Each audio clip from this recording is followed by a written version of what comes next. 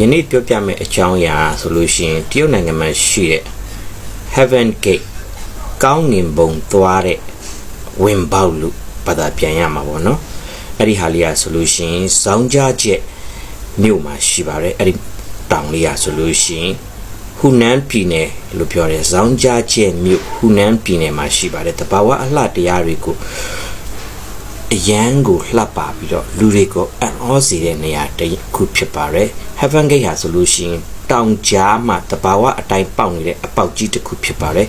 အဝေးကကြည့်လိုက်ရင်ကောင်းကင်ဘုံတကားဖွင့်ထားတယ်လို့ထင်ရလောက်အောင်ကိုအထင်မြင်မှားစေတဲ့အတွက်ကြောင့်သူကို Heaven Gate လို့နာမည်ပေးထားခြင်းဖြစ်တယ်ဒီအပေါက်ဟာကြီးမားပြီးကြောက်တောင်တွေကတဘာဝအင်အားကြောင့်ဖြစ်ပေါ်လာတာဖြစ်ပါတယ်ဒီနေရာရဲ့အထင်ကြီးနေရာတစ်ခုကတော့အဲ့ဒီ Heaven Gate ကိုတက်ဖို့အတွက်လှိကတစ်ပေါင်း999တစ်ပြုလုပ်ထားပါတယ်အောက်ခြေကနေအပေါက်ကြီးအထိတက်ရောက်ဖို့အတွက်လှေကားအရှိကြီးစောက်ထားပါတယ်93လုံးဆိုတဲ့ကဏ္ဍကိုတရုတ်ယဉ်ကျေးမှုမှာကောင်းမွန်တဲ့နံပါတ်အဖြစ်ယူဆကြပါတယ်ခရီးသွားတွေကအဲ့ဒီလှေကားကိုတက်ပြီးစိန်ခေါ်မှုတစ်ခုလုပ်ကြပါတယ်နောက်ထပ်ထင်ရှားတာကတော့Tianmen Mountain မှာ cable car လည်းရှိတယ်ဒီ cable car ဟာဆိုလို့ရှိရင်ကမ္ဘာအရှည်ဆုံး cable car တွေတဲကတစ်ခုလို့ပြောပါတယ်အဲ့ဒီဗီဒီယိုလေးကိုတော့နောက်တစ်ခေါက်မှထပ်ပြမယ်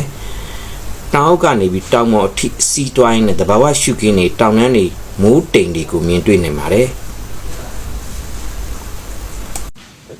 ဒီဗီဒီယိုကိုကြိုက်နှစ်သက်တယ်ဆိုလို့ရှိရင်တော့တဲလေးပေးသွားဖို့မမေ့နဲ့နော်